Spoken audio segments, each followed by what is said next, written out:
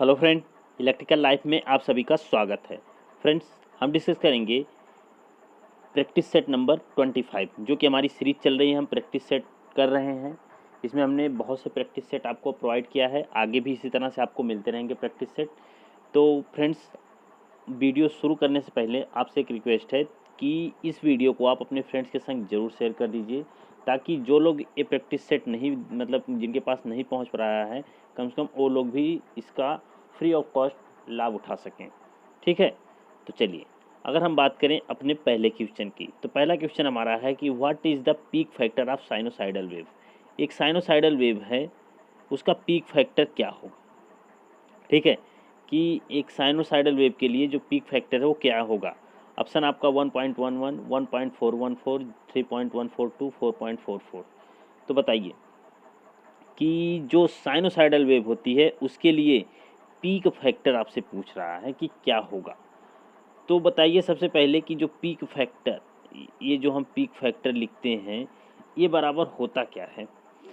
ठीक है, peak factor का क्या फॉर्मूला आपको पता है। पीक फैक्टर का फॉर्मूला आपका होता है मैक्सिमम वैल्यू, चाहे वोल्टेज की हो चाहे करंट की, maximum value upon V R M S, यानी कि maximum value upon R M S value का जो रेशियो होता है वो कहलाता है आपका पीक फैक्टर। और एक साइनोसाइडल वेव के लिए जो पीक फैक्टर होता है वह होता है √2। √2 का मतलब कितना होता है 1.141,414। ठीक है, ये होता है √2 का मतलब। तो आपको याद रखना है कि साइनोसाइडल वेव होगा, उसका पीक फैक्टर जो होता है वह होता है 1.414। क्लियर है। एक चीज़ और आपको मिलता है पीक फैक्टर, उसके साथ साथ एक मिलता है आपको फॉर्म फैक्टर, जिसको आप एफ लिखते हो फॉर्म फैक्टर। फॉर्म फैक्टर बराबर होता है आरएमएस वैल्यू, ठीक है, अपान एवरेज वैल्यू, अपान एवरेज वैल्यू। ये भी बहुत इंपॉर्टेंट है, ये फॉर्मूला आप याद रखिएगा कि जो फॉर्म फैक्टर है उसका फॉर्मूला क्या है। ठीक है, उसके बाद फॉर्म फैक्टर का वैल्यू जो साइनोसाइडल वेव है तो कितना होता है ये भी इंपॉर्टेंट है, तो उसका होता है 1.11। यानी एक साइनोसाइडल वेव के लिए जो ये होता है ये फॉर्म फैक्टर होता है, और ये जो होता है ये पीक फैक्टर होता है। ठीक है, चलिए अब देखते हैं हम अगला क्वेश्चन। अगला क्वेश्चन है कि the nodal method of A circuit analysis is based on. जो नोडल मेथड है सर्किट एनालिसिस में वो किस बेस पर मतलब आधारित है। KVL and Ohm's law, KVL and KCL, KCL and Ohm's law, Thevenin theorem. तो नोडल मेथड आपसे पूछ रहा है। अब जो नोडल मेथड आपका है वह बेसिकली डिपेंड करता है केसीएल यानी Kirchhoff current law plus Ohm's law. ठीक है, याद रखिएगा कि केसीएल प्लस ओम्स लॉ होता है, उन दोनों को मिला के हमारे पास बनता है नोडल मेथड यानी नोडल एनालिसिस। नोडल एनालिसिस हम पढ़ते हैं केसीएल और ओम्स लॉ को मिलाकर। ठीक है, अगर हम केवीएल और ओम्स लॉ को मिला दें, केवीएल और ओम्स लॉ को मिला दें तो हमारे पास बनेगा केवीएल प्लस ओम्स लॉ। ठीक है, केवीएल प्लस ओम्स लॉ मिला दें तो हमारे पास बनता है क्या, वो बनता है मेश एनालिसिस। ठीक है, मेश मेथड, जिसको हम मेश एनालिसिस कहते हैं। ठीक है, तो नोडल मेथड के लिए क्या होना चाहिए, केसीएल यानी किरचॉफ करंट लॉ और मतलब ओम्स का लॉ, और मेश एनालिसिस के लिए क्या होना चाहिए कि केवीएल होना चाहिए प्लस ओम्स लॉ होना चाहिए। ठीक है, चलिए अगला क्वेश्चन देखते हैं। अगला है Q meter is based on a characteristic of. Q meter किस कैरेक्टरिस्टिक पर बेस्ड होता है। क्यू मीटर बेसिकली किस कैरेक्टरिस्टिक पर बेस्ड होता है, पैरेलल रेजोनेंट सर्किट पर, सीरीज पैरेलल सर्किट पर, सीरीज रेजोनेंट सर्किट पर, या फिर इंडक्टिव रिएक्टेंस सर्किट पर। किस पर आपका क्यू मीटर जो होता है वह मतलब कि आधारित होता है। तो यह आपका आधारित होता है सीरीज रेजोनेंट सर्किट यानी श्रेणी अनुनाद परिपथ पर। ये क्या होता है, आधारित होता है। क्यू मीटर किस चीज़ को मेज़र करता है, तो किसी भी मीटर में, किसी भी इंस्ट्रूमेंट में जो क्यू मीटर है यह बेसिकली उसकी क्वालिटी को मेज़र करता है। जो क्यू मीटर है ये क्या मेज़र करता है, क्वालिटी को मेज़र करता है। और अगर सीरीज सर्किट पर बेस्ड है, यह सीरीज सर्किट पर बेस्ड है, तो क्यू मीटर को हम डायरेक्टली लिखते हैं क्यू फैक्टर, यानी क्यू मीटर को हम लिख सकते हैं यानी क्वालिटी फैक्टर जो हमारा होता है ओमेगा नॉट अपान ईयर मतलब आर। देखिए क्यू मीटर मतलब क्वालिटी फैक्टर को मेज़र करने के लिए क्यू मीटर का यूज करते हैं, और क्वालिटी फैक्टर का जो फॉर्मूला होता है omega naught L upon R या फिर 1 upon omega naught C R होता है, ठीक है, या फिर 1 upon omega naught C R होता है, ओमेगा नॉट सी आर ऐसे लिख सकते हैं हम। ये फॉर्मूला होता है क्वालिटी फैक्टर का। अब देखिए कोई भी अगर आपके पास कॉइल है तो उस कॉइल का रजिस्टेंस आप कभी भी डायरेक्टली मेज़र नहीं कर सकते, क्योंकि जो कॉइल है वह बेसिकली किस पे डिपेंड करती है, फ्रीक्वेंसी के ऊपर डिपेंड करती है। अगर फ्रीक्वेंसी के ऊपर डिपेंड कर रही है तो इसका मतलब कि इसका जो रजिस्टेंस है एसी और डीसी इन दोनों का रजिस्टेंस क्या होता है, डिफरेंट डिफरेंट होता है। क्यू मीटर बेसिकली किस पर बेस्ड होता है, सीरीज रेजोनेंट सर्किट पर बेस्ड होता है, ठीक है। इसे मतलब कि हम क्या करते हैं, इसके द्वारा हम क्या करते हैं कि 50 किलो हर्ट्ज से 50 मेगा हर्ट्ज तक की जितने भी फ्रीक्वेंसी के मतलब रेजोनेंट होते सर्किट उनको हम मेज़र कर सकते हैं। यानी कि कितनी फ्रीक्वेंसी के बीच में मान लीजिए आपका वेरी करता हो तो फिर क्वालिटी मीटर यानी कि क्यू मीटर आप यूज करोगे तो वह होता है 50 किलो हर्ट्ज, 50 किलो हर्ट्ज से लेके 50 मेगा हर्ट्ज, 50 मेगा हर्ट्ज के बीच में होता है, ठीक। चलिए अगला क्वेश्चन है कि the measurement of dielectric loss and power factor is done using. Dielectric loss को और पावर फैक्टर को मेज़र करना है तो किस चीज़ का आप इस्तेमाल करोगे, ये इंपॉर्टेंट है। तो डाइलेक्ट्रिक हानि तथा शक्ति गुणांक का मापन किससे करते हैं, विन ब्रिज द्वारा, हेज ब्रिज द्वारा, शेयरिंग ब्रिज द्वारा, व्हीटस्टोन ब्रिज द्वारा, किसके द्वारा किया जाता है। तो डाइलेक्ट्रिक लॉस और पावर फैक्टर जो मेज़र करते हैं हम मेज़र करते हैं शेयरिंग ब्रिज द्वारा। किसके द्वारा करते हैं, शेयरिंग ब्रिज द्वारा किया जाता है। चलिए अगला क्वेश्चन है कि ये 3 phase 60 hertz generator connected in star connection यानी वाई कनेक्शन, जनरेटर ये line to line voltage of 23900 volt, calculate the peak line voltage. अब देखिए क्वेश्चन क्या है कि ये त्रिकला स्टार संयोजित 60 हर्ट्ज जनरेटर लाइन से 23,900 वोल्ट जनरेट करता है, शीर्ष लाइन वोल्टेज की गणना कीजिए। अब जो वोल्टेज आपके पास जनरेट कर रहा है, ध्यान से समझना, जो वोल्टेज आपके पास जनरेट कर रहा है वह वोल्टेज आपके पास है कि जो वोल्टेज आपको दिया है वो कौन सा वोल्टेज है, 23,900 जो वोल्टेज है ये आपको दिया है फेज वोल्टेज, ठीक है। ये आपको क्या दिया है, फेज वोल्टेज दिया है। लेकिन आपसे पूछा क्या है कि शीर्ष लाइन वोल्टेज ज्ञात कीजिए, यानी पीक लाइन वोल्टेज आपको कैलकुलेट करना है। अब देखिए लाइन वोल्टेज नहीं बोला है, पीक लाइन वोल्टेज बोला है। इसमें थोड़ा सा ना डिफरेंस है कि पीक लाइन वोल्टेज बोल दे या फिर क्या बोलता है आपसे, ठीक है। तो ध्यान से समझिएगा कि 23,900 है। अब इसका आपको करना है कैलकुलेशन कि कितना होना चाहिए। अब देखिए जब ये शीर्ष लाइन वोल्टेज बोला है तो फिर जो वी एम होगा वह होगा वी आर एम एस गुणे √2 पीक लाइन वोल्टेज होगा। अगर आपको लाइन वोल्टेज बोलता तो वी एम बराबर हम करते हैं V R M S into √3, क्योंकि 3 फेज के लिए हमारे पास यही होता है। लेकिन पीक लाइन वोल्टेज बोला है तो वहाँ पे फॉर्मूला हमारा a V R M S आप इंटू √2 लिखे जाएगा, ठीक है। क्योंकि आपसे बस ये बोला है कि आर एम एस वैल्यू आपको दी हुई है, लाइन मतलब कि मैक्सिमम लाइन वोल्टेज बता दीजिए कितना होगा। तो फिर ये वाला फॉर्मूला आप लगा देना है क्योंकि एक फेज का ये दिया हुआ है।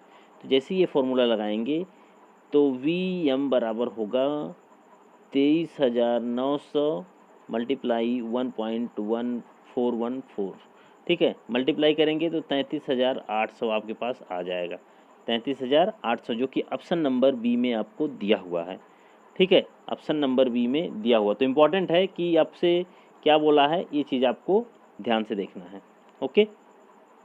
चलिए अब देखिए क्वेश्चन क्या है आपका कि what is the energy stored in the magnetic field at a solenoid of 40 centimetre long and 4 centimetre dia wound with 100 tons of wire carrying a current at 20 ampere.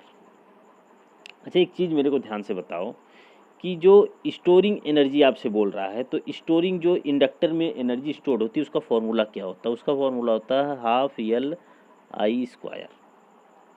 अब इसमें आपको क्या क्या चीज़ें पता हैं, इसमें आपको पता है I क्योंकि 20 एम्पियर दे रखा है, यल पता है, यल आपको कहीं भी नहीं दिख रहा है कि यल कितना होगा।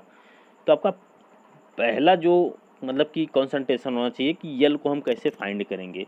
जब आप यल निकाल लोगे ना तो फिर बहुत ही आसानी से आप फॉर्मूले में रख के बस डायरेक्ट वैल्यू आप निकाल लोगे।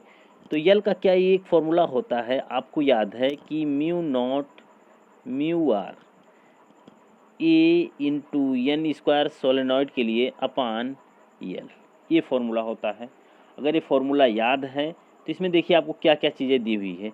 एक चुंबकीय क्षेत्र में 40 सेंटीमीटर लंबा, 40 सेंटीमीटर लंबा यल की वैल्यू और 4 सेंटीमीटर व्यास के एक सोलेनॉइड पर व्यास दिया है, उसके हिसाब से हम उसका निकाल लेंगे कि मतलब एरिया क्या होगी।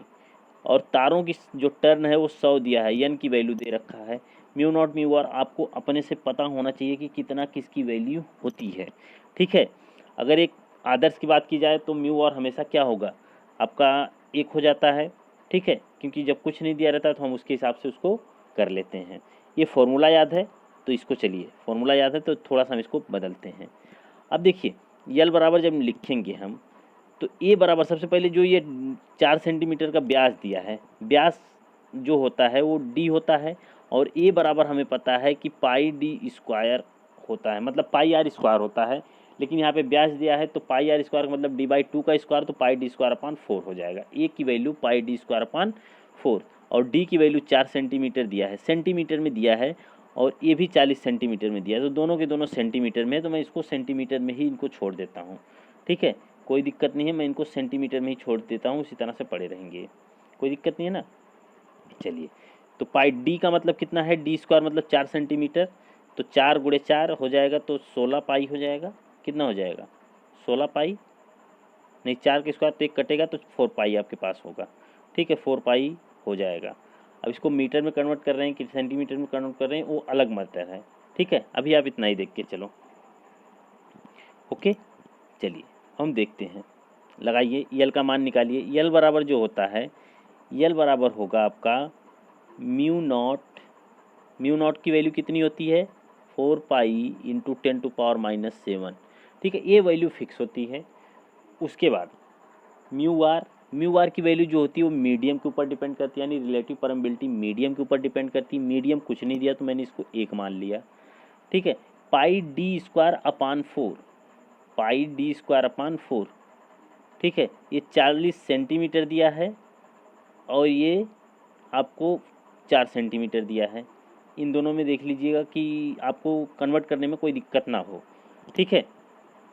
तो पाई डी स्क्वायर, क्योंकि क्या था mu naught mu R A बराबर pi D square, pi into D, D का स्क्वायर मतलब कितना, डी का स्क्वायर मतलब 4 का स्क्वायर बटे 4 इंटू एन, ठीक है। सॉरी, ये देखिए एक बार फॉर्मूला मैं लिख देता हूँ, ये mu naught mu R A into N square upon L, यही है बस। तो ये तक तो हमने लिख दिया। एन स्क्वायर का मतलब 100 का स्क्वायर, 100 गुणे 100 करेंगे अपान 4 ये लिखा हुआ है, ये मैं 4 से 4 काट देता हूँ, पहले ही 4 पाई हो जाएगा, ठीक है। मैं डायरेक्टली ऐसे लिख रहा हूँ, चलिए फिर से मैं लिख रहा हूँ। तो यल बराबर हो जाएगा 4 पाई इंटू 10⁻⁻7 गुणे 1 होना चाहिए था, 1 मैंने नहीं लिखा, लिख दिया 4 पाई गुणे 100 का स्क्वायर, 100 का स्क्वायर बटे 40, ठीक है। अब क्या करना है आपको, 4 दहा में हो जाएगा 40, ठीक, एक जीरो से ये कर देंगे कैंसिल, 100 गुणे 100 करेंगे तो हो जाएगा 10, 1000 ये हो जाएगा, टोटल कितना बचेगा 1000, ठीक है, 1000 बचेगा। तो आप जैसे ही देखेंगे यल बराबर आप निकालेंगे तो यल बराबर आपका निकल के आएगा पाई स्क्वायर 1000, तो ये 4 चौक को 16, 16 पाई स्क्वायर, 16 पाई स्क्वायर, ठीक है, 16 पाई स्क्वायर हो जाएगा, क्योंकि 4 एक यहाँ बचा है, 4 एक यहाँ बचा है। 16 पाई स्क्वायर 1000 है, 10 घाते माइनस 7, तो गुणे हो जाएगा 10 घाते माइनस 4, 10 घाते माइनस 4 आपका हो जाएगा, ठीक है, यही तो होगा। ध्यान से कैलकुलेशन करेंगे, 4 पाई एक ये है, एक 4 पाई ये है, तो 4 चौक को 16 पाई स्क्वायर गुणे 10 घाते माइनस 4 हो जाएगा, ये यल का मान आ गया। अब देखिए फॉर्मूला रख दीजिए बस, हाफ यल आई स्क्वायर, तो 1/2 यल का मान कितना आ गया 16 पाई स्क्वायर गुणे 10 घाते माइनस 4 गुणे आई का स्क्वायर यानी 20 का स्क्वायर, तो 20 का स्क्वायर कर देंगे।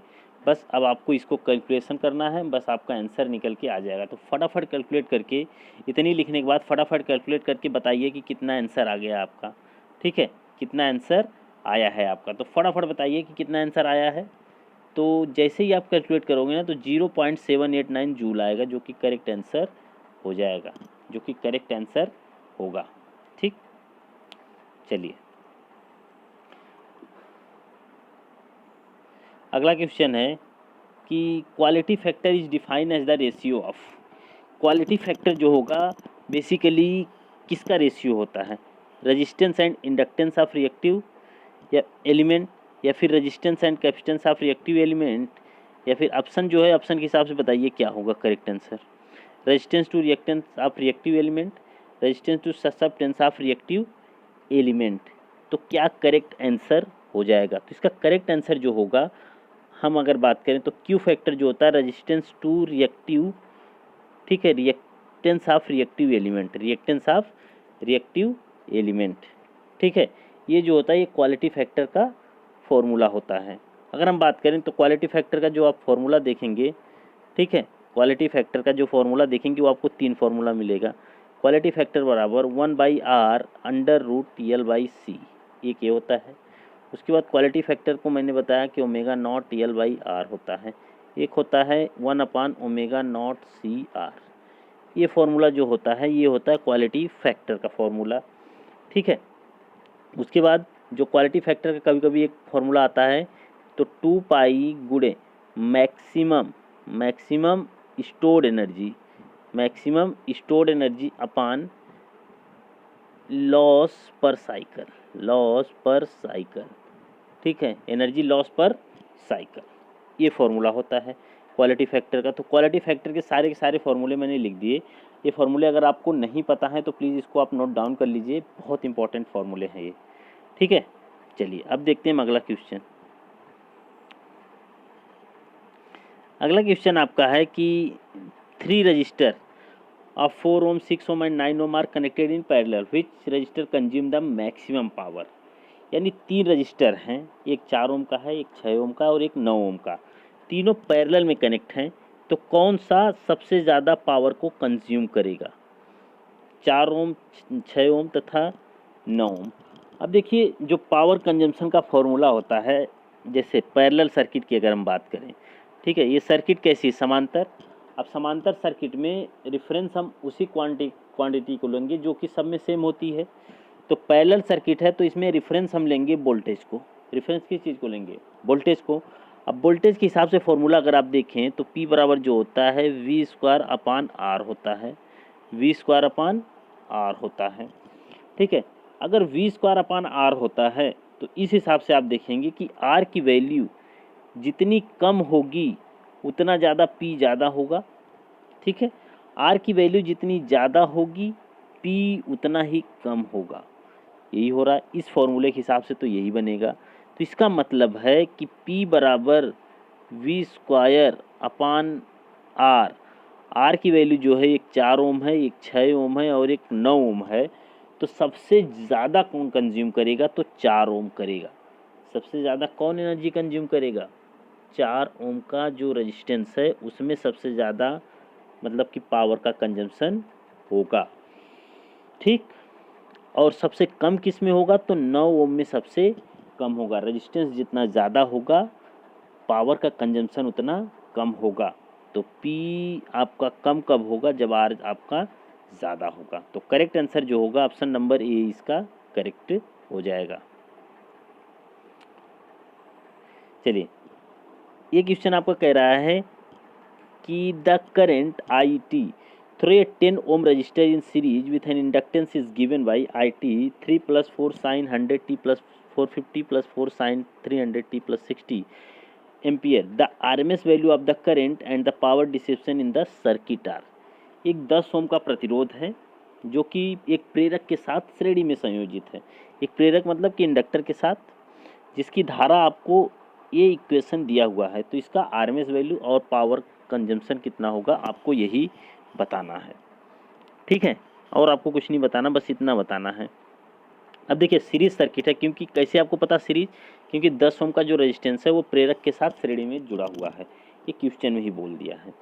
अब देखिए जब ऐसा इक्वेशन आपको मिले ना, एक ऐसा इक्वेशन, तो इसका आरएमएस वैल्यू निकालना बहुत सही, मतलब कि बहुत मेथड बहुत सही है, आपको याद रखना है, मैं आपको बता दे रहा हूँ। ठीक है, एक ऐसी सर्किट जिसमें एसी का भी पार्ट हो और डीसी का भी हो, यानी एसी भी हो और डीसी भी हो, तो इसके लिए जब हम आरएमएस वैल्यू निकालते हैं आई आरएमएस, तो हमारा होता है अंडर रूट 3 का स्क्वायर। चलिए ऐसे कर लेते हैं, आई आर एम एस जब भी हम निकालते हैं तो अंडर रूट जो डीसी करंट है डीसी का स्क्वायर प्लस एसी की जो वैल्यू है मैक्सिमम वैल्यू अपान रूट 2 का स्क्वायर, ऐसे करते हैं। यानी कि मैक्सिमम वैल्यू यानी आई एम या फिर वी एम मैक्सिमम वैल्यू का होल स्क्वायर प्लस, ऐसे करते हैं, हम चलते हैं आगे तक। ठीक है, चलिए तो इस हिसाब से अगर हम निकालेंगे तो जो आई आर एम एस निकालेंगे, ठीक है, आई आर एम एस तो बराबर हो जाएगा अंडर रूट, आपको डीसी का क्या, ये 3 जो है एसी है कि डीसी, ये डीसी वैल्यू, क्योंकि इसमें साइन या फिर कॉस कुछ भी नहीं लगा है, तो ये डीसी वैल्यू है, तो ये हो जाएगा 3 का स्क्वायर प्लस ये जो 4 साइन दिया है ये क्या है, ये एसी वैल्यू है, और 4 जो है वो मैक्सिमम वैल्यू है, तो इसको कन्वर्ट करेंगे हम किस में, आरएमएस वैल्यू में, तो रूट 2 का स्क्वायर प्लस ये अंडर रूट में ही रहेगा, प्लस 4 साइन ये भी है, तो 4 अपान अंडर रूट 2 का स्क्वायर, यही तो करेंगे। सबका स्क्वायर करेंगे तो 3 का स्क्वायर होगा 9, ये 4 चौक को 16 अपान 2 तो हो जाएगा 8, ये 4 चौक को 16 2 अपान हो जाएगा 8, तो कितना हो जाएगा 8 8 16, 8 8 16 और 9 25 हो जाएगा। तो आई आर एम एस बराबर अंडर रूट हो जाएगा 25, अंडर रूट कितना हो जाएगा 25, तो 25 को जब हम स्क्वायर से बाहर निकालेंगे तो हो जाएगा 5, स्क्वायर से जैसे ही बाहर निकालेंगे तो कितना हो जाएगा 5 हो जाएगा। क्लियर है इतनी चीज़, तो 5 हो जाएगा, तो 5 हो गया, तो आई आर एम एस आपको कितना मिल गया 5 मिल गया। अब पूछ रहा है कि शक्ति क्षय यानी पावर कंजम्पशन कितना होगा, आपसे यही पूछा गया है कि पावर का डिसेप्शन। अब आपको पता है कि इंडक्टर और रजिस्टर दोनों सीरीज में कनेक्टेड हैं, लेकिन पावर का जो डिसेप्शन करेगा वो क्या करेगा, इंडक्टर करेगा कि कैपेसिटर करेगा, वो इंडक्टर करेगा कि रजिस्टर करेगा, तो आपको बताना है कि वो सिर्फ और पावर का डिसेप्शन जो करेगा वो रजिस्टर करेगा। तो इसलिए पावर डिसेप्शन यानी P बराबर जो होगा वो होगा आई स्क्वायर आर, आई स्क्वायर मतलब 5 का स्क्वायर, 5 का स्क्वायर मतलब 25 गुड़े आर मतलब 10 दिया हुआ है, तो कितना हो जाएगा 250 वाट, 250 वाट, यानी जो करेक्ट आंसर होगा वो ऑप्शन नंबर सी आपको मिलेगा करेक्ट आंसर। ओके, चलिए अगला क्वेश्चन है कि एन एनर्जी मीटर है जे constant of 600 revolution per kilowatt hour, if the meter makes 10 revolution in 20 second, what is the load in kilowatt. Load आपसे पूछ रहा है कि किलोवाट में कितना लोड होगा। देखिए क्वेश्चन बहुत बढ़िया है, आपको इसमें कुछ नहीं करना है। इसमें क्वेश्चन में बोला क्या है कि 600 रिवोल्यूशन पर किलोवाट आवर में हो रहा है, यानी 1 किलोवाट आवर के लिए कितना रिवोल्यूशन चाहिए आपको, 600 चाहिए। तो 1 रिवोल्यूशन पर सेकंड के लिए अगर हम निकालेंगे 1 रिवोल्यूशन पर सेकंड के लिए तो 600 तो ये आपका है ही। तो अभी देखिए ध्यान से समझिएगा कि क्वेश्चन थोड़ा सा नहीं, क्या है कि ऐसे क्वेश्चन जब आते हैं ना थोड़ा सा कन्फ्यूज़न होता है, बट कन्फ्यूजन कोई नहीं है, आप ध्यान से समझो बस। अगर हम बात करें कि 600 रिवोल्यूशन पर किलोवाट आवर है, तो यानी 1 किलोवाट आवर के लिए जो रिवोल्यूशन है वो कितना है 600 है। ठीक है, ये 600 रिवोल्यूशन है, 600 रिवोल्यूशन। अब देखिए 1 रिवोल्यूशन पर सेकेंड बोला है, 1 रिवोल्यूशन पर सेकेंड बोला है, तो 1 रिवोल्यूशन पर सेकेंड तो पर सेकेंड में कितना होगा आपसे यही बोला जा रहा है।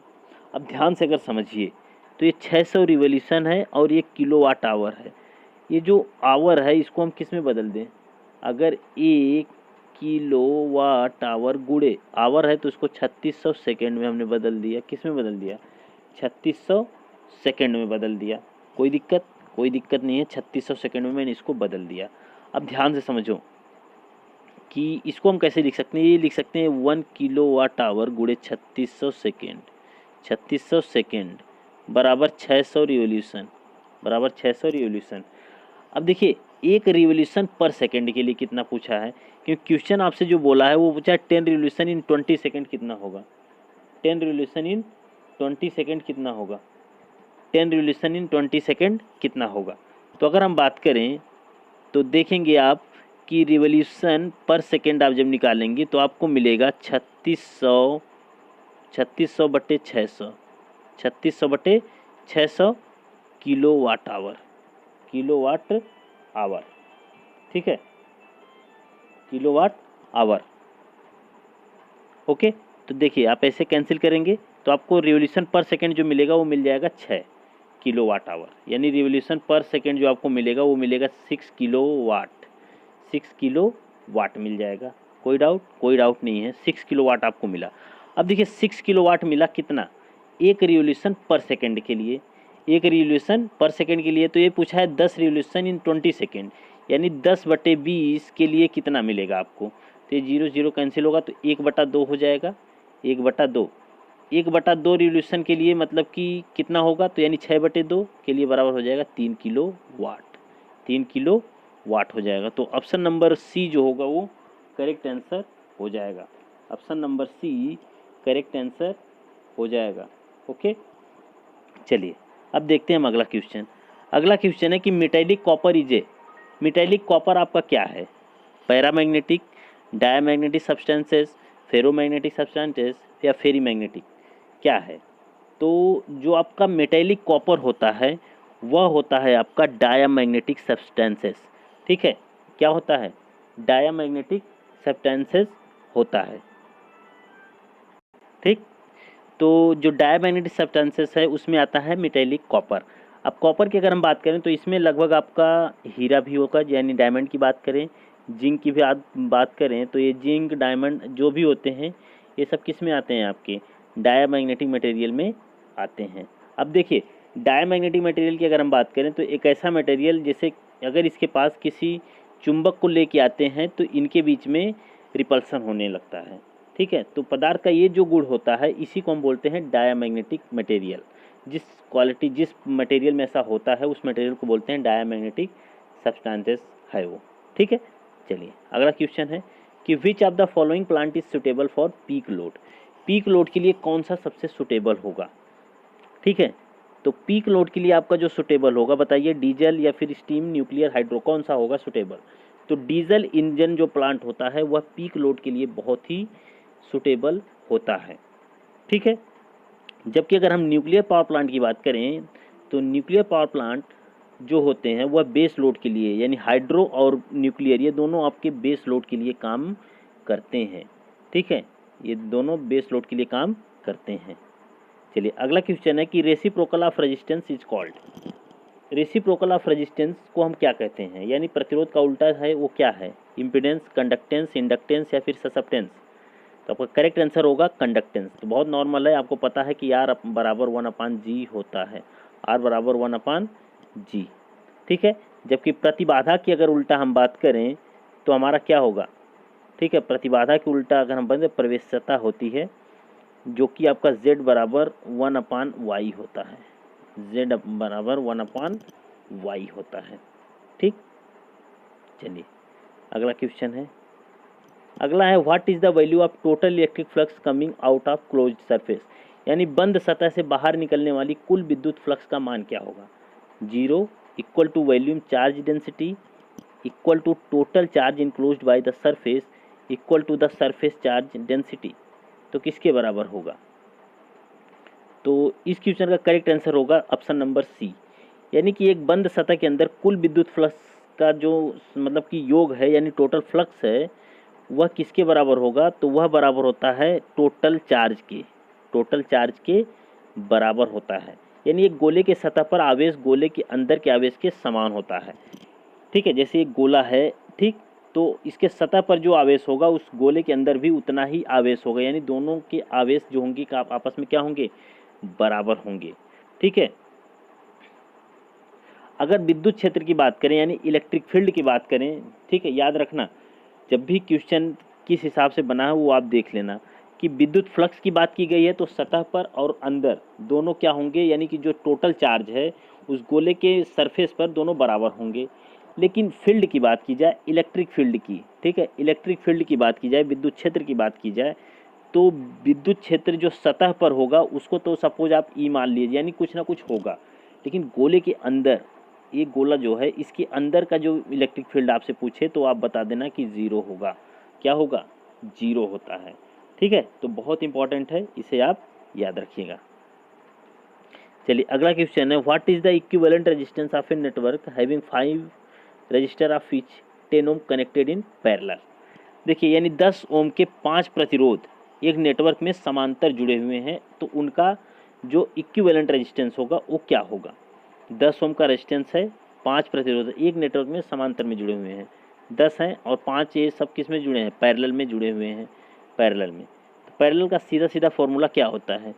1/10 प्लस 1/10, यही फॉर्मूला होता है। बहुत बेसिक क्वेश्चन है, इसको आप बहुत आराम से ऐसे लगा सकते हो। ठीक है, प्लस 1/10, तो ये जो होगा बराबर होगा 1/R इक्विवेलेंट के, 1/R इक्विवेलेंट के। आप जैसे ही निकालोगे ना तो 5 दाम 50 आपका 5 आएगा, वो सॉरी 10 आएगा। ठीक है, तो ऑप्शन नंबर ए जो होगा इसका करेक्ट आंसर हो जाएगा। अच्छा एक बार लगाना, थोड़ा देखना कितना आएगा, सॉरी। ठीक है, लगाना तो आप जैसे ही लगाओगे तो 1/10 प्लस 1/10 प्लस 1/10 प्लस 1/10 प्लस 1/10 से 5 बार जोड़े तो ये हो जाएगा, टोटल ऊपर वाला जुड़ जाएगा तो 5/10 होगा, सॉरी। ठीक है ना, 5/10 होगा, तो 1/R इक्विवेलेंट बराबर हो गया 5/10, तो R इक्विवेलेंट बराबर जो होगा हो जाएगा 10/5, तो 5 दूनी 10, यानी 2 ओम आपका आ जाएगा, जो कि ऑप्शन नंबर डी में आपको दिया हुआ है, ऑप्शन नंबर डी में दिया हुआ है। ठीक, चलिए अगला क्वेश्चन है, what does the region around the stationary electric charge है। यानी एक स्टेशनरी इलेक्ट्रिक चार्ज के अराउंड में क्या होता है? इलेक्ट्रिक फील्ड होगी, magnetic field, semi permeable region, insulating field, क्या होना चाहिए? तो एक स्टेशनरी इलेक्ट्रिक चार्ज है तो उसके आसपास सिर्फ और सिर्फ क्या होगा? इलेक्ट्रिक फील्ड होगा, मैग्नेटिक फील्ड नहीं होगा। मैग्नेटिक फील्ड के लिए क्या होना चाहिए? तो मैग्नेटिक फील्ड के लिए इंपॉर्टेंट है कि उस चार्ज में, ठीक है, मैग्नेटिक फील्ड आपका तभी होगा जब उसमें क्या होना चाहिए? मैंने बताया कि मैग्नेटिक फील्ड आपका तब होगा जब चार्ज मूव करता हो। चार्ज कैसा हो? यानी रोटेट करता हो, मूव करता हो। ठीक है, तब आपका इलेक्ट्रिक फील्ड भी होगा, मैग्नेटिक फील्ड होगा। लेकिन स्टेशनरी चार्ज है तो सिर्फ और सिर्फ क्या होगा? इलेक्ट्रिक फील्ड होगा। ओके, कोई डाउट नहीं है। देखिए इलेक्ट्रिक फील्ड का अगर हम फॉर्मूला लिखें तो ये ई बराबर या बाई क्यू होता है, ये भी इंपॉर्टेंट फॉर्मूला है इलेक्ट्रिक फील्ड का। ठीक है, जिसकी यूनिट न्यूटन पर कूलाम आप बोल सकते हो या फिर वोल्ट मीटर भी बोलते हैं। इसकी यूनिट हम क्या बोलते हैं? वोल्ट मीटर भी बोलते हैं। ठीक है, और ई बराबर एक फॉर्मूला और इम्पॉर्टेंट है, ये होता है D/ε0, D/ε0, इलेक्ट्रिक फील्ड का भी यही फॉर्मूला होता है। ठीक है, तो बहुत इंपॉर्टेंट है, इसे आप याद रखिएगा। ओके, चलिए तो अब इसके बाद हम देखते हैं अपना अगला क्वेश्चन। अगला क्वेश्चन देखिए हमारा क्या है। अगला क्वेश्चन हमारा है कि when a resistor R is connected to a current source it consume a power of 18 watt. When the same R is connected to a voltage source having the same magnitude as the current source the power absorb by is 4.5 watt. The magnitude of current source and the value of R is. अब देखिए question क्या है। Question ये है कि एक resistance है, ये रेजिस्टेंस जब धारा से कनेक्ट हुआ है तो उस कंडीशन में आपको 18 वाट का कंज्यूम कर रहा है पावर को। फिर यही रेजिस्टेंस एक, जैसे सेम रेजिस्टेंस, सेम मतलब आर है, और जब वोल्टेज सोर्स के साथ कनेक्ट हो रहा है as the current source the power absorb by 4.5 watt, the magnitude of current source and the value of R. तो इन दोनों की वैल्यू पूछ रहा है। अब ध्यान से देखिएगा कि P बराबर जो है वो होता है I²R। ठीक, ये पहला फॉर्मूला हमारे पास हो गया। ठीक, सेकंड में क्या है कि हमारे पास मान लीजिए कि सेकंड फॉर्मूला जो है, मान लीजिए ये P2 बराबर यानी V²/R। ये जब हम सेकंड यानी वोल्टेज के लिए देख रहे थे, ये करंट सोर्स और रेजिस्टेंस के साथ था, ये वोल्टेज सोर्स और इसके साथ था। तो इसमें हम देखेंगे कि P बराबर I²R है, तो I²R बराबर जब करंट सोर्स से कनेक्ट था तो 18 वाट का पावर कंज्यूम कर रहा है। ठीक, और जब वोल्टेज सोर्स से मतलब कनेक्ट है तो वी स्क्वायर बटे आर बराबर 4.5 वाट, 4.5 वाट कर रहा है, यही तो कर रहा है, इतनी चीज़ें कर रहा है। तो यहाँ से देखेंगे कि वी स्क्वायर बराबर आपका हो जाएगा 4.5 आर, ये तो यहाँ से मिलेगा आपको, वी स्क्वायर बराबर 4.5 आर, इतना हो गया, ठीक है। अब इसी हिसाब से अगर आप देखें, ठीक है, अगर जैसे क्वेश्चन में बोला क्या है बस इतनी चीज़ आप समझ गए तो फिर आप आराम से लगा लोगे, ठीक है। आई स्क्वायर आर आपको 18 वाट दिया, वी स्क्वायर बटे आर बराबर 4.5, तो वी स्क्वायर बराबर 4.5 आर आपको मिल गया है, कोई डाउट नहीं है ना। क्वेश्चन को अब एक बार ध्यान से पढ़िए बस, क्या है कि एक प्रतिरोध आर एक धारा स्रोत से संयोजित किया जाता है तो वह 18 वाट शक्ति खपत करता है। जब यही आर एक वोल्टेज सोर्स से जुड़ा होता है, जब यही आर एक वोल्टेज सोर्स से जुड़ा होता है जो धारा स्रोत के रूप में समान है, जो कि धारा स्रोत के रूप में क्या है, समान है। क्वेश्चन को समझ में आया कि धारा स्रोत के रूप में समान है, यानी कि आई जो है वह वी के बराबर है, जो उनका मैग्नीट्यूड है वह बराबर है, बस इतना बोला गया है आपसे के समान है। तो आर अवशोषित ऊर्जा 4.5 वाट करता है, धारा स्रोत तथा का परिमाण तथा आर का मान बताना था आपको। तो आई और वी बराबर थे, तो आपने आई स्क्वायर आर जब देखा तो आपके पास कितना था 18 वाट, और वी स्क्वायर बराबर देखे थे तो 4.5 आर आपको मिला था। तो भाई वी स्क्वायर जो है ये आई स्क्वायर के बराबर ही तो है, तो वी स्क्वायर की जगह 4.5 आर रख सकते हो कि नहीं रख सकते हो, बस इतना बता दो। आप कहोगे कि एकदम रख सकते हैं, कोई डाउट ही नहीं कि नहीं रख सकते, रख सकते हैं। तो आई स्क्वायर की जगह हम रखेंगे 4.5 आर इंटू आर बराबर 18। तो आर स्क्वायर बराबर जैसे ही आप लगाओगे तो 4 चौक को 16, 5 तो ये हो जाएगा 4, आर स्क्वायर बराबर हो जाएगा 4, ठीक है। और आर बराबर जब आएगा तो आएगा 2 ओम आ जाएगा, आर का मान कितना आ जाएगा 2 ओम आ जाएगा, क्लियर है। आर का मान आपको कितना मिल गया 2 ओम मिल गया। अब करंट सोर्स पूछा है तो आई स्क्वायर आर बराबर 18, आई स्क्वायर आर बराबर 18, तो आई स्क्वायर आर का मान आया है 2, तो आई स्क्वायर बराबर हो जाएगा 9, तो आई बराबर हो जाएगा 3 एम्पियर, यानी करंट सोर्स कितना आ गया 3 एम्पियर आ गया। ओके, तो जो करेक्ट आंसर होगा करंट सोर्स आपका 3 एम्पियर, रेजिस्टेंस आपका आ जाएगा 2 ओम का। ओके, चलिए अगला क्वेश्चन है कि in case of 4 pole lap wound machine if the air gap under each pole is the same then what will be the result. एक लैप वाउंड मशीन है जिसमें 4 पोल हैं, यदि प्रत्येक पोल के नीचे समान वायु अंतराल है तो परिणाम क्या होगा। There will be reduce eddy current, there will be reduce hysteresis loss, current in each path will not be the same, it result in higher terminal voltage. आपको यही बताना है, तो करेक्ट आंसर क्या होगा। अब देखिए अगर हम एक फॉर्मूला देखें, ठीक है, यदि एक लैप वाउंड मशीन है जो 5 पोल की है और प्रत्येक पोल के नीचे जो एयर गैप है वो समान आपको दे रखा है, तो इससे क्या होगा हिस्टेरिसिस हानियाँ जो होंगी वह कम हो जाएंगी, हिस्टेरिसिस हानि क्या होगी कम हो जाएगी। देखिए कैसे, अगर हम बात करें तो P बराबर जो वो सॉरी हिस्टेरिसिस हानि का जो फॉर्मूला होता है एटा बी एम, ठीक है 1.6 करिए चाहे जो भी, एटा बी एम, ठीक है, ये होगा, ये 1.6 होता है एफ इंटू वी। अगर आयतन यानी कि जो मशीन आपने बनाया है अगर उसके मतलब अक्रॉस एयर गैप जो है वो क्या है समान है सबके क्रॉस, तो इनका आयतन समान होगा। जब आयतन समान होगा तो उस कंडीशन में जो आपकी हिस्टेरिसिस हानि है वह कम हो जाएगी, हिस्टेरिसिस हानि क्या हो जाएगी कम हो जाएगी। तो बहुत इंपॉर्टेंट है, इसे आप याद रखिएगा। चलिए अगला क्वेश्चन है कि ए coil having 9 turns is connected to a 120 volt 60 hertz source. If the effective value of the magnetizing current is 4 ampere, then calculate the value of inductance of the coil. अब क्वेश्चन में आपसे क्या बोला है कि coil having 90 turns है, connect कितना है 120 वोल्ट से 60 हर्ट्ज का सोर्स, मतलब कि इफिशिएंट वो फ्रीक्वेंसी है। If the effective value of magnitude current is, जो करंट की वैल्यू है 4 एम्पियर है, तो कैलकुलेट करना है आपसे इंडक्टेंस, इंडक्टेंस आपको कैलकुलेट करना है।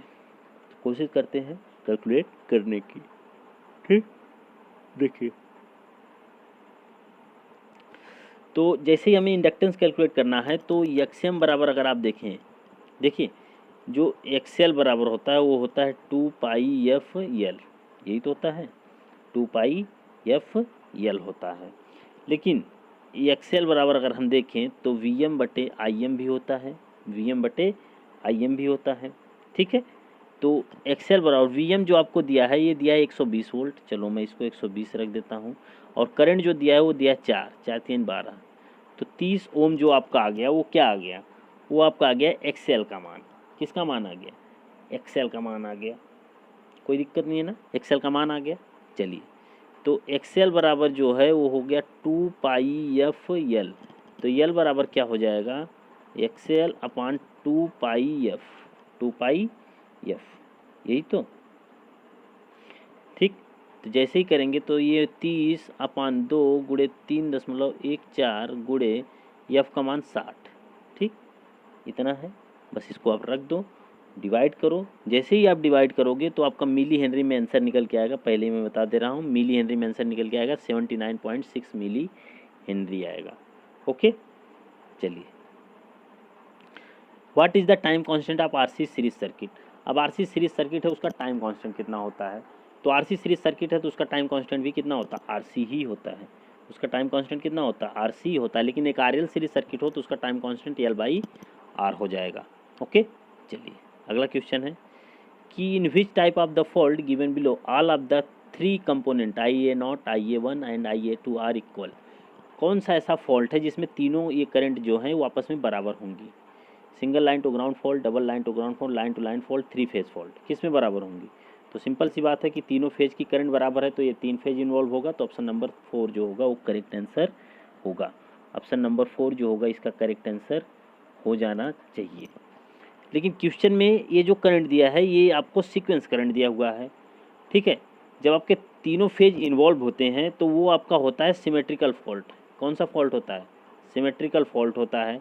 लेकिन सिमेट्रिकल फॉल्ट में जो ये आपके जो आपको सीक्वेंस करंट दिया है बेसिकली ये किसी फॉल्ट के अंतर्गत आता है, किसी फॉल्ट के अंतर्गत आता है, और ये फॉल्ट आपका आएगा single line to ground fault में। यानी single line to ground fault जो होता है उसमें जो सिंगल लाइन करंट यानी आई A naught, I A one और आई ए टू ये आपस में क्या होती हैं, बराबर होती हैं, आपस में क्या होती हैं, बराबर होती हैं। किस में, single line to ground fall में।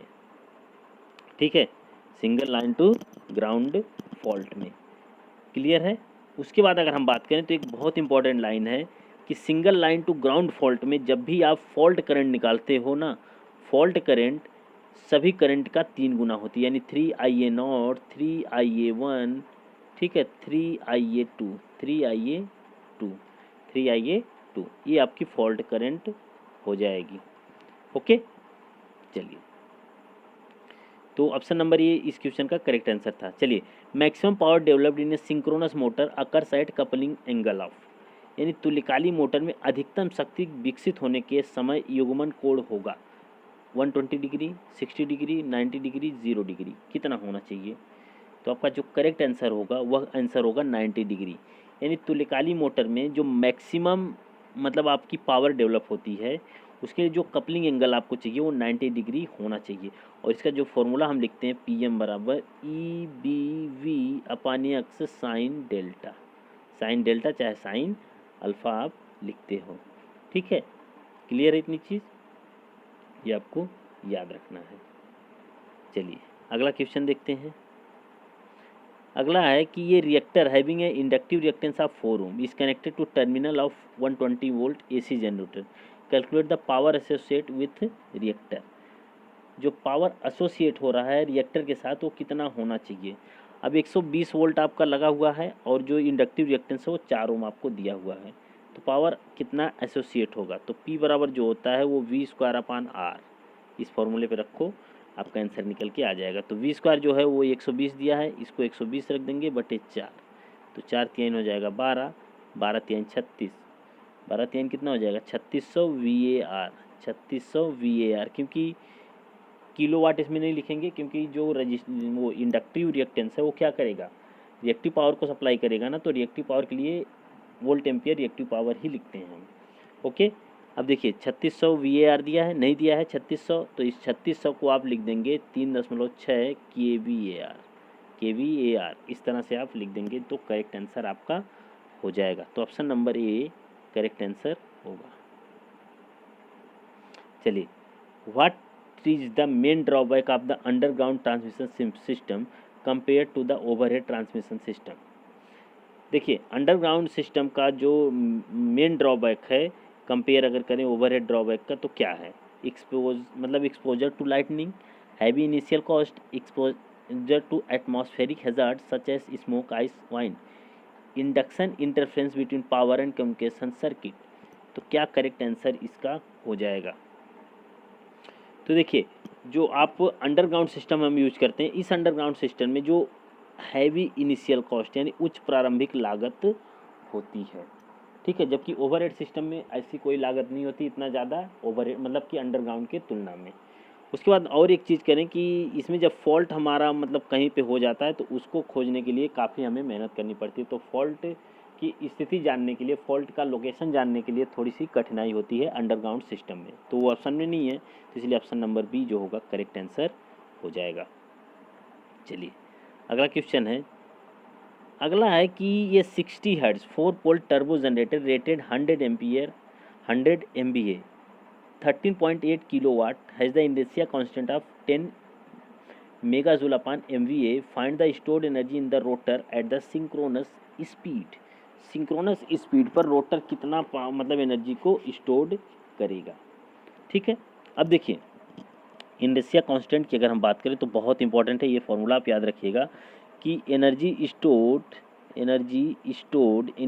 मतलब इनर्शिया कांस्टेंट का जो फॉर्मूला है, energy stored upon MVA base. अब देखिए, एनर्जी स्टोर्ड आपसे पूछा है, एनर्जी स्टोर्ड तो ही आपसे पूछा है ना, तो एनर्जी स्टोर्ड बराबर हो जाएगा H गुणे MVA बेस, ठीक है, यही आपसे पूछा है। अब देखिए, जो मतलब कि जो इनर्शिया कांस्टेंट है वो 10 मेगाजूल अपॉन MVA दिया है, उसके बाद आपका जो बेस MVA वो 100 MVA आपको दिया हुआ है, ठीक है। तो आपको इसमें कुछ भी नहीं करना है, बस आपको एनर्जी स्टोर्ड निकालना है। तो एनर्शिया कांस्टेंट, एनर्जी स्टोर्ड, ठीक है, एनर्जी स्टोर्ड बराबर एनर्शिया कांस्टेंट कितना है 10, बेस MVA कितना है 100, बस मल्टीप्लाई कर दीजिए तो 1000 मेगाजूल आ जाएगा, 1000 मेगाजूल आ जाएगा। ओके, तो ऑप्शन नंबर डी जो है इसका करेक्ट आंसर हो जाएगा, ऑप्शन नंबर डी, ठीक। अच्छा, 1000 जूल मत लिख देना, क्योंकि देखिए ध्यान से, क्योंकि ये 10 मेगा जूल अपॉन MVA दिया है, और ये 10 MVA करेंगे तो ये तो MVA से MVA कटेगा, लेकिन मेगा जूल बचेगा आपका, इसलिए 10 मेगा जूल, यानी ऑप्शन नंबर डी करेक्ट होगा, ना कि कोई और। ओके, चलिए, अगला क्वेश्चन है कि ये 3 phase breaker is rated eight 2000 MVA 33, it's making current is, तो मेकिंग करंट इसकी कितनी हो जाएगी? मेकिंग करंट, अब देखिए, एक 3 फेज ब्रेकर है जो कि 2000 MVA इसका है, 33 kV का है, इसकी मेकिंग करंट आपसे पूछ रहा है, तो हम निकालेंगे। सबसे पहले ब्रेकिंग कैपेसिटी जो हमारी होती है वह होती है √3 VL इंटू आई फॉल्ट करंट, ठीक है, ये होती है हमारी ब्रेकिंग करंट। तो ये जो IFL है ये क्या है? ब्रेकिंग करंट होती है हमारी। कौन सी करंट होती है? ब्रेकिंग करंट होती है। देखिए, हम आपको हमेशा बता दें कि मेकिंग करंट आपको निकालने से पहले हमेशा ब्रेकिंग करंट आपको निकालनी पड़ेगी, क्योंकि ब्रेकिंग करंट और मेकिंग करंट में तब जाके फॉर्मूला मिलता है, अदरवाइज आपको डायरेक्टली फॉर्मूला नहीं मिलेगा, ठीक है। तो अगर हम बात करें तो मेकिंग करंट हमें निकालना है, तो मेकिंग करंट बराबर हमारा होता है 2.55 गुणे ब्रेकिंग करंट, यानी IB आप लिख सकते हो, ब्रेकिंग करंट, ठीक है। यानी मेकिंग करंट जब भी निकालना होगा तो आपको ब्रेकिंग करंट पहले पता करनी पड़ेगी। तो ब्रेकिंग करंट निकालने के लिए आपको फॉर्मूला होता है कि ब्रेकिंग क्षमता, यानी कि जो कैपेसिटी दी हुई है वो कितना है, तो ये आपका ब्रेकर की जो कैपेसिटी है 2000 MVA दी हुआ है, ठीक। उसके बाद कितना वोल्टेज है, तो 33 kV वोल्टेज आपको दे रखा है। तो जो ब्रेकिंग कैपेसिटी है, ब्रेकिंग कैपेसिटी जो है ये बराबर होता है √3 गुणे वी गुणे आई एफ का मतलब कि ब्रेकिंग करंट। तो आई एफ जो है ब्रेकिंग कैपेसिटी कितनी 2000 MVA, एम का मतलब 10⁻6, ठीक, अपान √3 गुड़े ब्रेकिंग, ओ सॉरी ये वोल्टेज आपका है 33/रूट, अब देखिए केवी में है तो हम इसको कर देंगे 33/1000, ठीक है, ऐसे कर देंगे। आप ऐसे निकालिए तो फील्ड करंट आपकी, वो सॉरी फील्ड करंट कह रहे हैं, आपकी जो फॉल्ट करंट निकल के आएगी यानी ब्रेकिंग करंट, वो आपकी आएगी 34.99 एम्पियर। ओके, किलो एम्पियर होगी, किस में होगी, किलो एम्पियर। अब किलो एम्पियर क्यों हुई ये भी ध्यान से देखिएगा, क्योंकि मैंने इसमें आपको बताया था कि जो 2000, ठीक, 2000 MVA का मतलब 10⁻6 किया था, अपान √3 33 गुणे 10⁻3 किया था, तो ये कैंसिल हुआ, तो ये 10⁻3 आपका यहाँ बचा रहेगा, जिसको मैंने किलो में बदल दिया। ये 33 और इसका मल्टीप्लाई करके डिवाइड करेंगे तो हमें मिलेगा 34.99 किलो एम्पियर, ये हमें मिलेगा ब्रेकिंग करंट। अब मेकिंग करंट आप निकाल लो यहाँ से, तो मेकिंग करंट जैसे ही हम निकालेंगे तो आई मेकिंग करंट बराबर 2.55 गुणे ब्रेकिंग करंट आपको दिया है 35 एम्पियर के आसपास। तो बस ये करेंगे तो आपका निकल के आएगा 89 किलो एम्पियर, 89 किलो एम्पियर, जो कि ऑप्शन नंबर बी में आपको दिया हुआ है। अगर ब्रेकिंग करंट पूछता तो 35 किलो एम्पियर हम बता देते हैं।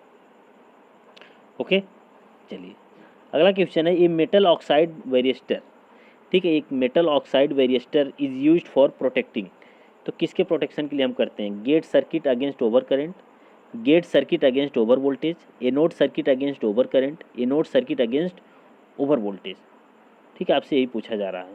तो इसका करेक्ट आंसर जो होगा 27 नंबर का, ये होता है anode circuit against over voltage, यानी कि ये MOV का जो इस्तेमाल हम करते हैं वो anode circuit against over voltage से प्रोटेक्ट करने के लिए करते हैं, ठीक। चलिए अगला क्वेश्चन आपका है, देखिए कि एक उत्पादन संयंत्र को शक्ति आपूर्ति करने के लिए एक एकल कला ट्रांसफार्मर जो डेल्टा में 138 किलोवोल्ट लाइन वोल्टेज को 4160 में स्टेप डाउन करने के लिए संयोजित है। संयंत्र 86% पश्चगामी शक्ति गुणक पर 21 मेगावाट लेता है। एचबी लाइन द्वारा सहनीय आभासी शक्ति कितनी होगी, सहनीय आभासी शक्ति कितनी होगी, बस आपसे आभासी पावर पूछ रहा है, यानी कि कैलकुलेट द अपरेंट पावर। अब इसमें क्वेश्चन में आपको क्या दिया है कि 4160 में स्टेप डाउन कर रहा है, पहले 138 किलोवोल्ट था उसको स्टेप डाउन कर दिया 4160 में बदल दिया, और जो मतलब कि एलिमेंट है, जो प्लांट है, वो उसकी इफिशियंसी 86% है, ठीक है। तो इसमें जो आपका मतलब 21 मेगावाट आपको मिल रहा है, अपरेंट पावर पूछ रहा, पावर फैक्टर आपको जो दिया है वो लैगिंग है, कितना लैगिंग है, अब उसकी जो इफिशियंसी है वो 86% पश्चगामी शक्ति गुणक है।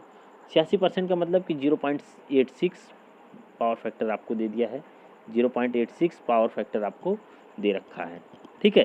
तो आपको इसमें अब कुछ नहीं करना है, तो आपको पता है कि cos फाई बराबर जो होता है वह होता है किलोवाट अपान KVA, किलोवाट अपान KVA होता है, ठीक। तो किलोवाट बराबर अगर आप लिखोगे तो होगा KVA गुणे cos फाई, KVA गुणे cos फाई। तो KVA का मतलब कितना आपको दिया है, आपको ये दिया है KVA आपको नहीं दिया हुआ है, सॉरी, हाँ KVA आपको नहीं दिया है, तो KVA वो सॉरी MVA आप निकाल लोगे, तो MVA जैसे ही आप निकालोगे तो किलोवाट यानी आपको 21 मेगावाट दिया हुआ है, 21 मेगावाट अपान 0.86, क्योंकि पावर फैक्टर कितना है 0.86 होगा, ठीक है, 0.86 होगा। जैसे ही आप निकालोगे तो आप इसको डिवाइड करोगे तो आपका आ जाएगा 24.41 MVA, 24.41 MVA होगा। देखो कठिन नहीं है, बस आपको पावर फैक्टर वाला फॉर्मूला लगा देना है, निकाल लेना है, तो आपका करेक्ट आंसर निकल के आ जाएगा ऑप्शन नंबर ए। चलिए अगला क्वेश्चन है कि for a fault at terminal of the synchronous generator, synchronous generator के टर्मिनल पर दोष है, तो दोष धारा अधिकतम होने के लिए क्या है, 3 phase fault, double line to ground fault, line to line fault, line to ground fault, क्या होना चाहिए। तो ये जो फॉल्ट हो रहा है वो कहाँ हो रहा है, सिंक्रोनस जनरेटर के टर्मिनल पर हो रहा है, यानी कि टर्मिनल जैसे ही वहाँ से छूट रहा है तो वहाँ पे आपका होगा single line to ground fault, single line to ground fault, ठीक है। तो देखिए यानी कि सिंक्रोनस जनरेटर में टर्मिनल पर दोष है तो जो फॉल्ट करंट है उसके होने के लिए आपका परिपथ का मतलब कि अर्थ होना इम्पोर्टेंट है, यानी कि अर्थ फॉल्ट होना चाहिए, ठीक है, तभी आपका वह दोष वहाँ पर होगा। तो अर्थ फॉल्ट होने पर जो तीनों सीक्वेंस की करंट है वो आपस में क्या होंगी, बराबर होती हैं। जब भी आपका अर्थ फॉल्ट होता है और इनका मान जो होता है वो फॉल्ट करंट का 3 गुना होता है, फॉल्ट करंट का लिए 3 गुना होता है, ठीक है। यानी कि आई ए नॉट अगर आप निकालेंगे तो फॉल्ट करंट अपान 3 होगा, फॉल्ट करंट अपान 3 होगा। ओके, तो करेक्ट आंसर जो होगा लाइन टू ग्राउंड फॉल्ट होगा। और लाइन टू ग्राउंड फॉल्ट में आपका जो तीनों करंट होती हैं वह क्या होती हैं, बराबर, यानी तीनों सीक्वेंस की करंट बराबर होती हैं, लेकिन फॉल्ट करंट से 3 गुना होती हैं। ओ सॉरी, फॉल्ट करंट 3 गुना होती है, ये फॉल्ट करंट से 3 गुना कम होती हैं। चलिए, for flat voltage profile system voltage regulation is, तो फ्लैट प्रोफाइल वोल्टेज सिस्टम में जो वोल्टेज का मतलब कि रेगुलेशन है वो कितना होगा। तो फ्लैट वोल्टेज प्रोफाइल का मतलब क्या है, मतलब ये है कि ये Vs और Vr आपस में बराबर हो, Vs और Vr आपस में बराबर हो। फ्लैट, फ्लैट का मतलब कि इधर भी उतना ही हो, इधर भी, कोई नहीं तो ऊपर जा रहा है ना तो किसी साइड नीचे है, दोनों बराबर है, तो वोल्टेज रेगुलेशन क्या होगा, 0 होगा। वोल्टेज रेगुलेशन क्या हो जाएगा, 0 हो जाएगा, ठीक। चलिए, अगला क्वेश्चन है कि find the number of insulator disc required in string insulator if operating voltage is 220 kilovolt and maximum voltage of each disc is 11 kV। String insulator में जरूरी इंसुलेटर की डिस्क संख्या बताएं, जरूरी इंसुलेटर की डिस्क संख्या बताएं, और प्रत्येक डिस्क का अधिकतम वोल्टेज 11 kV है और जो संचालन वोल्टेज है वो 220 किलो वोल्ट है। ठीक, तो देखिए, अगर एक कितना है 11 kV का है तो 11 kV के लिए आप कितना मतलब कि वोल्टेज की रिक्वायरमेंट होगी। अगर हम बात करें तो इसके संचालन के लिए हम मैक्सिमम जो यूज करते हैं वो 13 मतलब कि आपका डिस्क रिक्वायरमेंट होगी, ठीक है, 11 kV का अगर है तो।